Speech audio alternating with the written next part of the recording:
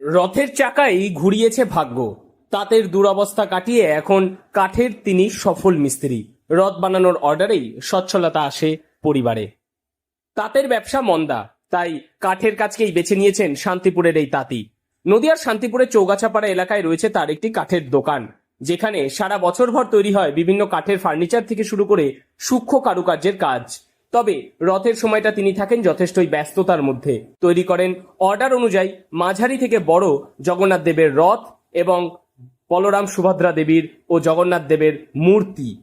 রথ এই বছর 3 বছর। হ্যাঁ, তার আগে আমি বনগাঁতে একখানা বড় রথ করে দিয়েছিলাম, আজ থেকে 5 বছর আগে। কিসের? কাঠেরই কাঠেরই করে দিয়েছিলাম বড় রথ। এই মোটামুটি ধরুন এই 18 ফুট 19 ফুট মতন একটা কাঠের রথ। তারপর থেকে মনে হলো রথ করলে বিক্রি হবে নাকি?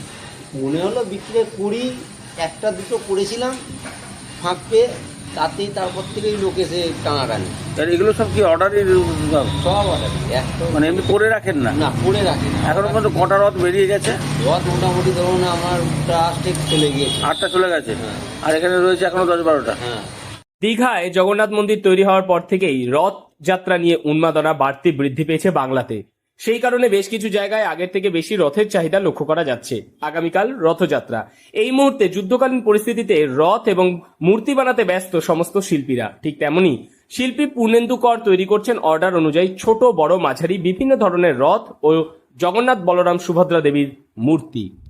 কি কাঠ দিয়ে বানানো হচ্ছে? সব সেগুন কাঠ। আচ্ছা, মূর্তি কি এখানে কিসের কিসের মূর্তি বসবে? মূর্তি এখানে জগন্নাথের মূর্তি বললে জগন্নাথ নিম কাঠ দিয়ে করে দিতে পারবেন। কাঠ দিয়েও বানানো? হ্যাঁ। আর এমনি যদি এরকম কিনে নিয়ে যায় মাটির মূর্তি বসে? মাটির মূর্তি কিনে নিয়ে গিয়ে ওর মধ্যে বসিয়ে রথ টানা। আচ্ছা, চাকা যে এটা তো যথেষ্ট টানাটানি হয়। হ্যাঁ। চাকা কিসের? সব কাঠের। কাঠেটা ভেঙে যাবে না? কোনো সমস্যা নেই। কি কাঠ দিয়ে বানানো হয়? সব সেগুন। সেগুন কাঠ। আর এমনি মূর্তি? মূর্তি নিম কাঠ। আচ্ছা, কিরকম কিরকম দামের আরম্ভ আছে? যেরকম সাইজ সেরকম দাম।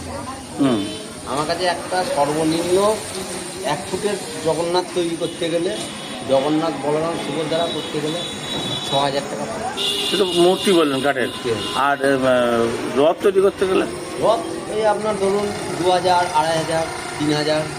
শিল্পী জানান, রথগুলি সম্পূর্ণ তৈরি হচ্ছে সেগুন কাঠের, যা আগামী 10 বছরেও নষ্ট হওয়ার কোনো সম্ভাবনা নেই।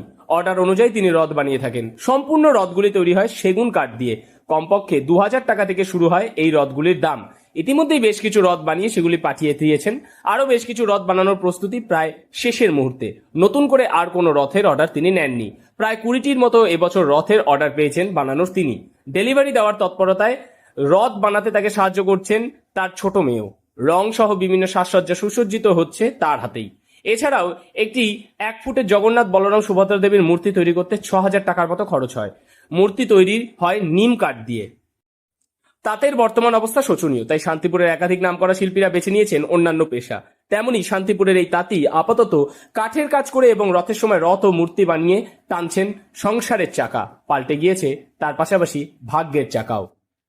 নদিয়ার শান্তিপুর থেকে মৈনাক দেবনাথের রিপোর্ট, লোকাল 18 বাংলা।